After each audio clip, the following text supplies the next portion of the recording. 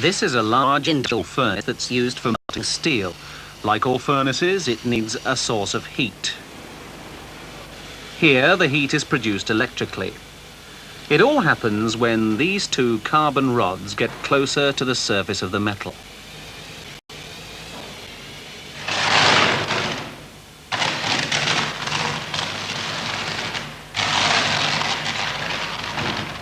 Between the end of each carbon rod and the metal surface, we've formed an electric arc. These arcs provide sufficient heat to change the steel from solid to a liquid.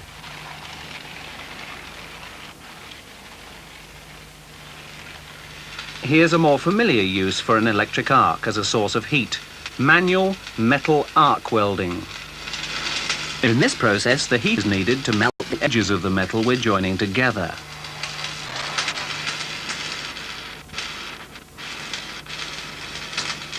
But an electric arc isn't the only source of heat that's used in engineering. Here's another: a flame. To be more precise, it's a gas flame. This is the process of gas welding. Again, the heat is needed to melt the edges of the metal we're joining together. We're also using a gas flame in this joining process, brazing. However, the gas involved is different. A gas flame is often used as a source of heat in other engineering processes, heat treatment, for example. This furnace is heated by a number of flames along both inside walls. And in a similar way, flames are used as a source of heat in this large industrial furnace. To make sure the temperature of the furnace is uniform, it's heated by a whole row of flames all round the inside. These are the gas pipes going into the furnace. From the number of them, you can get some idea of the amount of gas that's involved.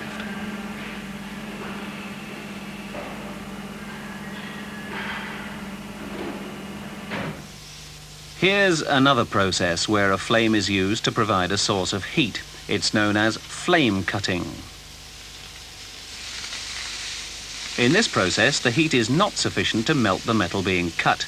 It's needed only as an aid to cutting.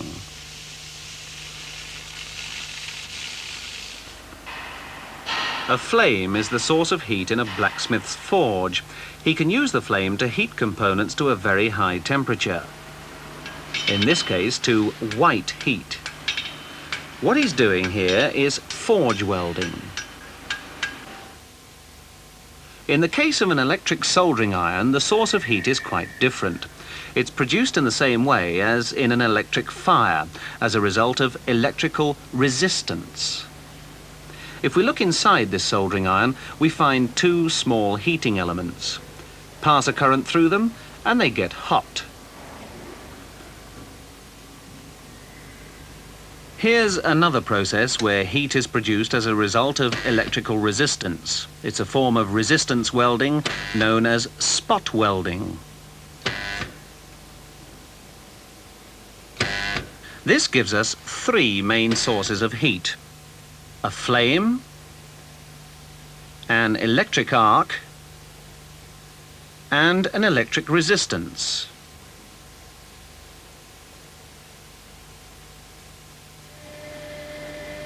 Let's look at some of the heat sources we use in more detail. In a forge like this, the flames are produced by burning a solid fuel, coke with a plentiful supply of oxygen. The oxygen is supplied from a blast of air which is pumped into the coke by a blower behind the forge.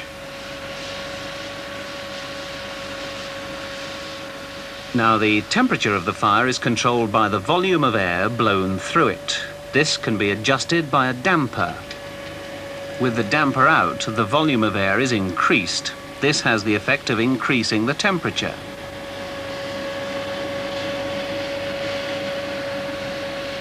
If there's sufficient oxygen, we can easily get the temperature of the fire up to well over 1,000 degrees centigrade.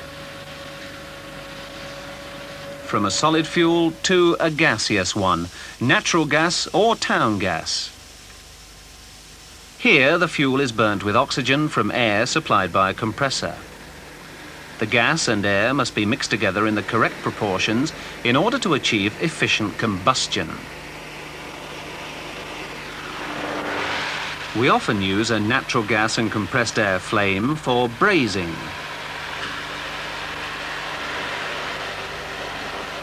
If the mixture of gas and air is correctly adjusted, the temperature of this flame can be as high as 1500 degrees centigrade. Using a different gas as fuel, we can produce a flame with an even higher temperature.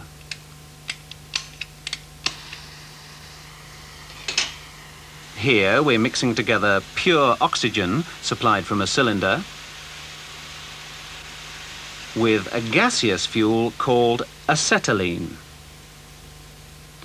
Again, in order to achieve efficient combustion, the acetylene and oxygen must be mixed together in the correct proportions. We now have what's called a neutral flame.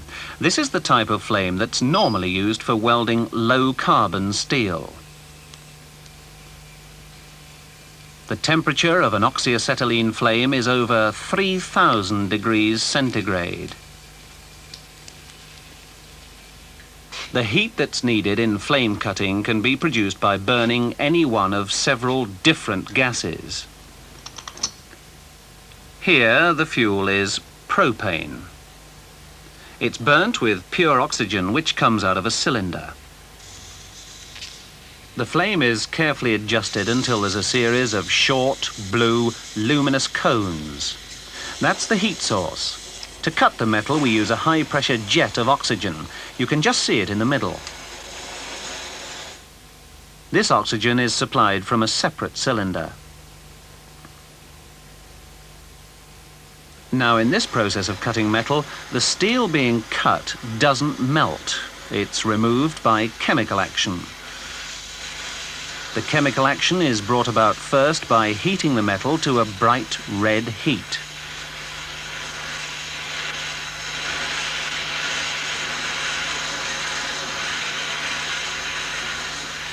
Next, the high-pressure jet of oxygen is directed onto the heated metal and immediately oxidizes it.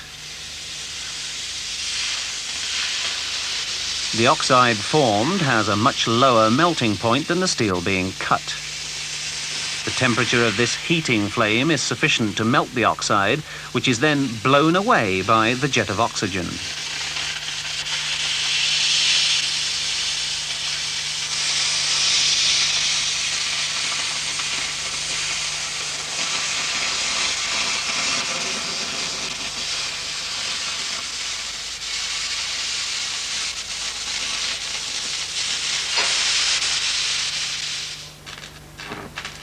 Another important source of heat is the electric arc.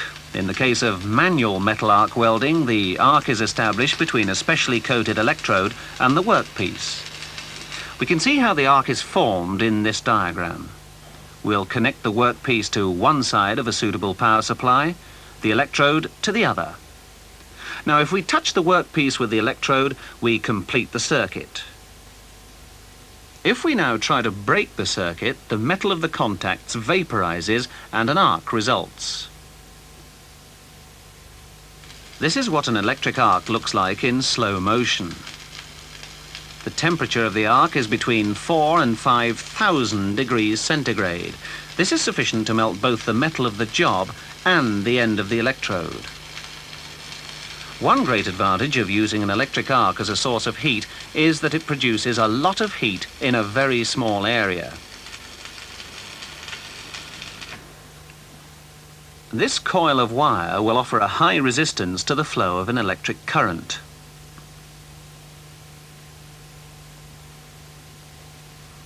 If we pass a current through it, it becomes red hot.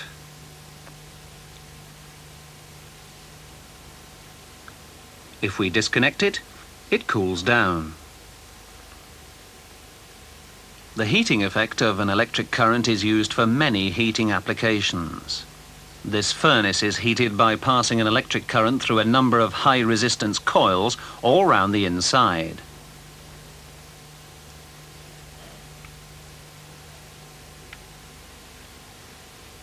The heating effect of an electric current can be sufficient to cause a conductor to melt. This is the principle of the fuse. Spot welding depends on the heating effect of an electric current as it passes through the join. Let's see a spot weld being made in cross-section. The action has been slowed down. The join is held between two electrodes under pressure. As the current passes through, it meets resistance and heat is produced. The heating effect is greatest at the center of the join. A combination of heat and pressure results in a nugget-shaped weld.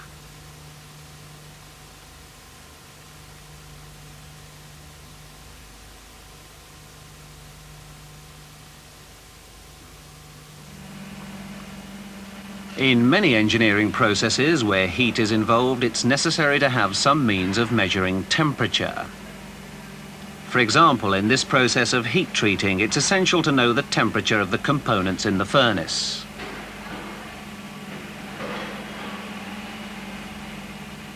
To measure the temperature in this furnace, we're using a special device known as a thermocouple. This measures the temperature electrically.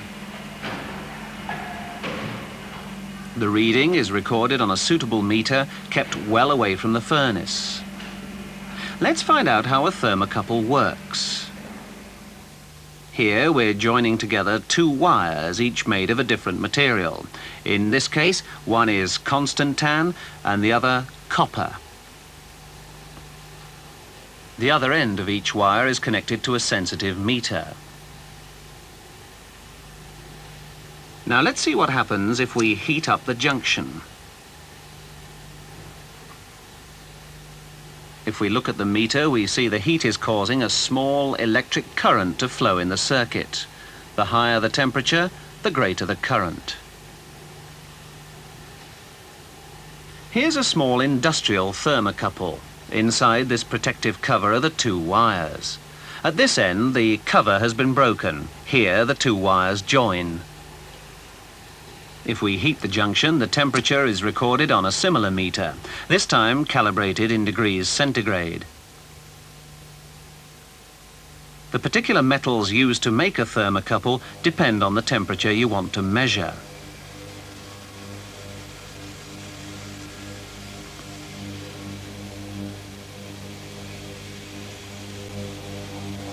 Can you find out what metals would be suitable to measure the temperature of molten steel?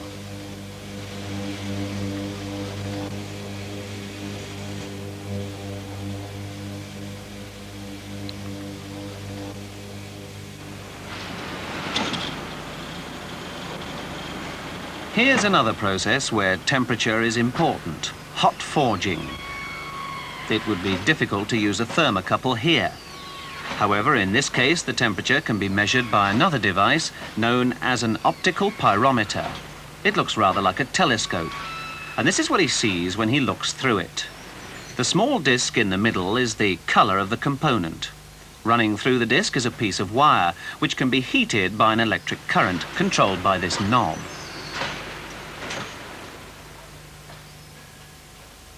As we increase the current through the filament, it changes color.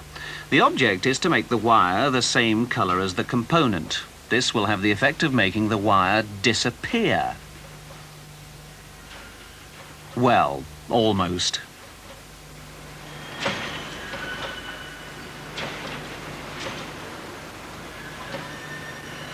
All that remains is to read the temperature from this dial.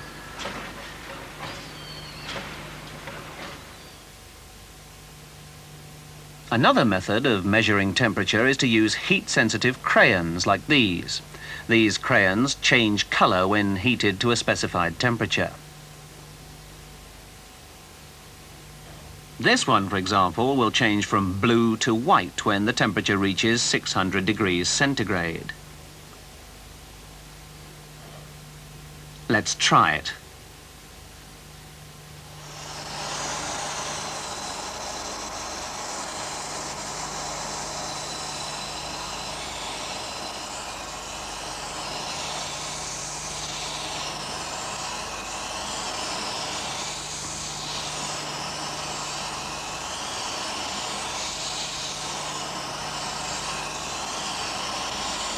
See how the colour's beginning to change? The temperature of the surface is now about 600 degrees centigrade. But if we heat a piece of polished steel, we don't need heat-sensitive crayons. This chisel has been given a polished surface. Let's see what happens when we heat it up.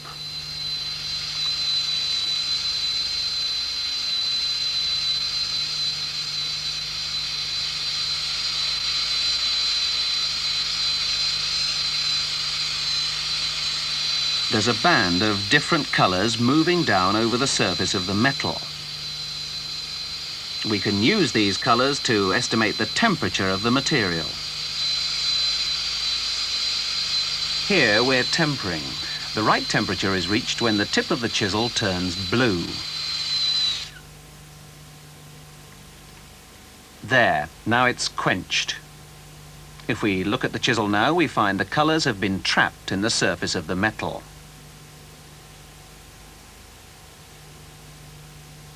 Here's a typical tempering chart. It tells you which colours correspond to which temperatures.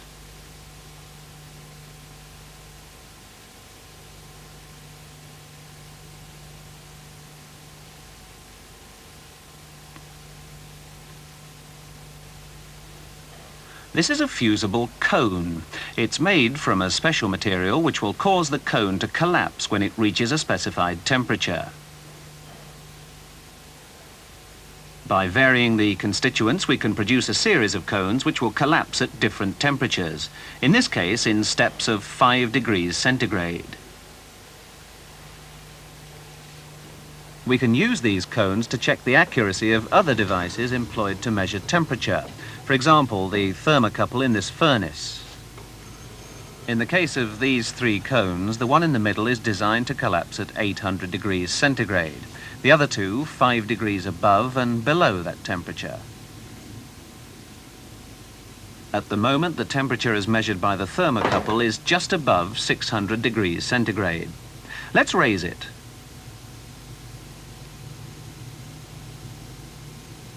See how the cones are beginning to collapse. According to the thermocouple, we've now reached 800 degrees. And this is how the cones finished up. Remember, it's the one in the middle that's sensitive to this particular temperature.